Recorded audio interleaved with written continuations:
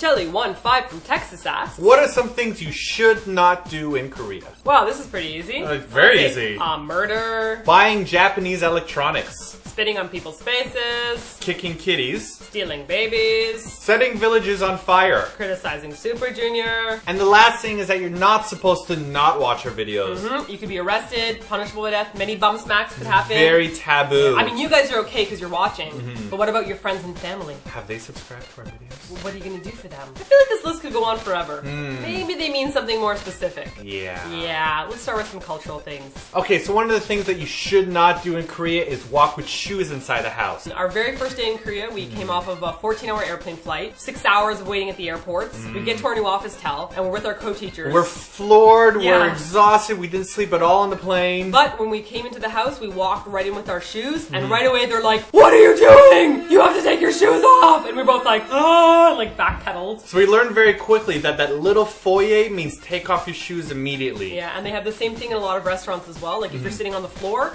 you'll see all these little slippers and shoes. Take off your shoes. If you step on there with your shoes, it is such a bad thing to do. Okay, another one would be sitting in the elderly or pregnancy seats on the subway.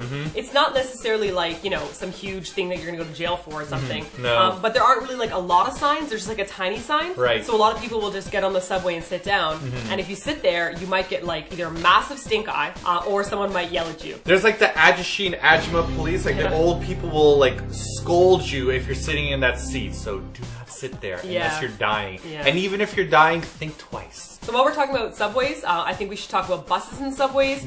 You've got to be careful about using your loud foreign voice. Not your teacher voice. Yeah, if you talk loudly on a bus, especially like an inner city bus that doesn't have a lot of people talking, people will shush you. We've got shushed lots of times. Not me, Simon, of course. Well, I have the booming man voice. Yeah. Now this is kind of a funny situation because if you're on a subway, you'll see a lot of like Ajashis and Ajimas talking on their phones, and they're like 4 times louder than us. Yes. But because they're older, they have no that one, right. Right, no one will say anything. But because we're foreigners and we're young and we're loud talking, we will get shushed. I can't wait till I become an Ajashi so that I can start being like loud and like sit wherever I want and be like, what you gonna do about that, punk? Okay, there are a lot of food and drinking customs that you should not do, but I think that should be reserved for like a separate video. Totally different video. Let's just talk about something simple with food.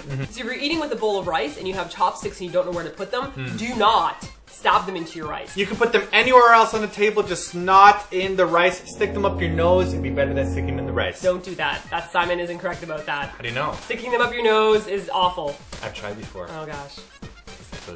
And the last one we're going to talk about is hand gestures. Whenever you call someone over, never do an underhanded like this or a finger pulling over.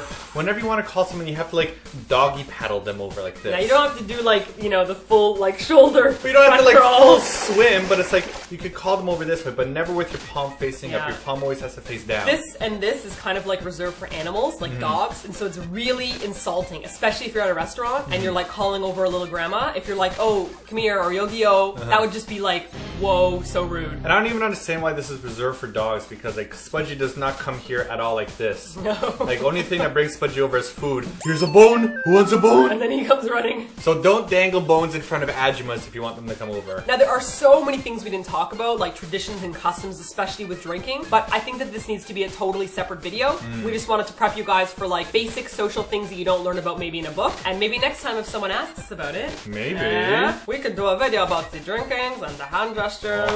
Don't do this. So that's it for this week's TLDR. If there's a question you want us to do for next TLDR, leave your question in the Google Moderator page. Or check out the questions already asked and you can vote them up or vote them down. And don't forget to subscribe for more TLDRs. And don't forget that we're doing these every second week now. And don't forget to put on your pants before you go outside. And don't forget to floss and brush your teeth. And don't forget to never say anything bad about Super Junior. And don't forget to read a magazine, not a book. Oh, that one screwed up big time. Whoa. Oh, we were on such a good roll. Ugh!